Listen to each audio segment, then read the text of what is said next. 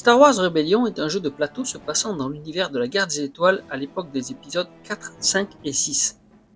L'un des joueurs va incarner l'Empire Galactique doté d'une supériorité militaire écrasante, pendant que l'autre joueur va incarner l'Alliance Rebelle qui disposera d'effectifs militaires très réduits, mais de capacités spéciales lui permettant d'éroder en permanence la puissance de l'Empire, comme par exemple le sabotage des usines de production. Ce jeu étant asymétrique, les deux camps auront des objectifs de victoire différents. Pour gagner, l'Empire devra chercher, trouver et anéantir la base cachée des rebelles, alors que ces derniers devront parvenir à survivre et à rallier à leur cause l'opinion publique intergalactique en réunissant sur la même case le marqueur de tour et le marqueur rebelle. Le marqueur rebelle progressera de 1, 2 ou 3 cases vers le marqueur de tour, suite à la réussite de missions plus ou moins difficiles. Star Wars Rebellion se joue à partir de 14 ans, entre 2 et 4 joueurs pour des parties d'environ 3 à 4 heures. Oui, vous avez bien entendu, les parties peuvent durer des heures, car ce jeu est destiné à des joueurs experts n'ayant pas peur des longues parties avec de très nombreuses règles et énormément de matériel disponible dans la boîte de jeu. Mais pour l'avoir essayé, je peux vous dire que ce jeu est tellement réussi que même après 4 heures de jeu, vous aurez l'impression d'y avoir joué moins d'1 heure. Pour jouer, vous disposez d'un double plateau de jeu, de nombreuses figurines représentant les effectifs militaires, des personnages emblématiques de la saga, des cartes objectifs, des cartes missions, des cartes sondes, des cartes d'action, des cartes tactiques et de 2 fiches de faction.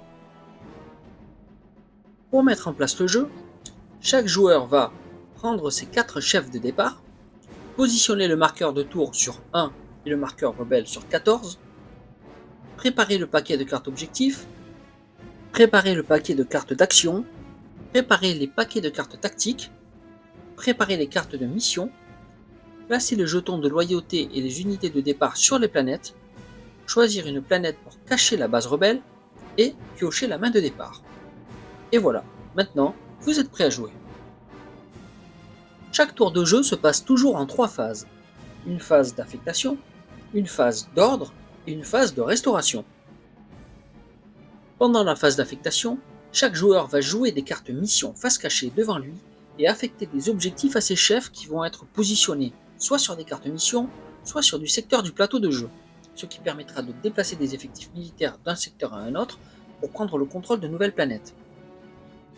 Car attention, il y a des règles pour déplacer les effectifs militaires.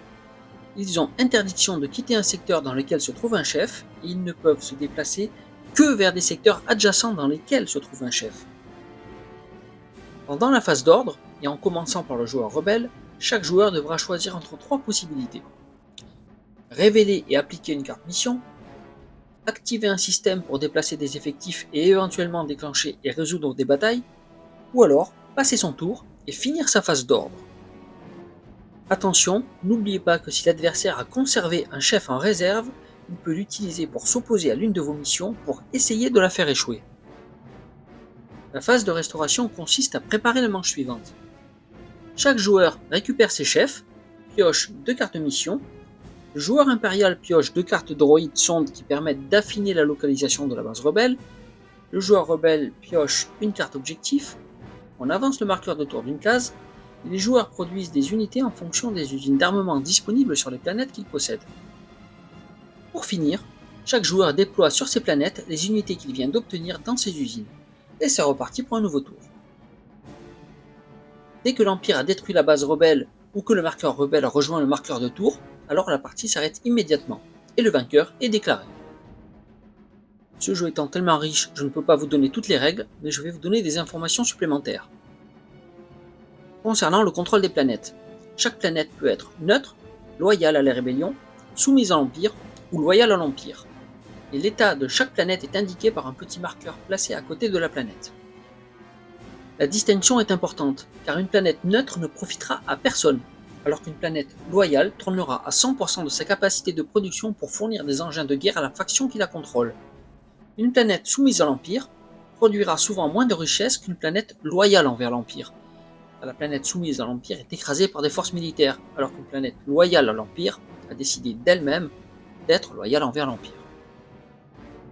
Concernant les sabotages, les rebelles peuvent saboter les usines de production impériale pour ralentir la production des effectifs militaires, ce qui va obliger l'Empire à consacrer du temps et des ressources à la réparation de ses usines, au détriment de la traque des rebelles.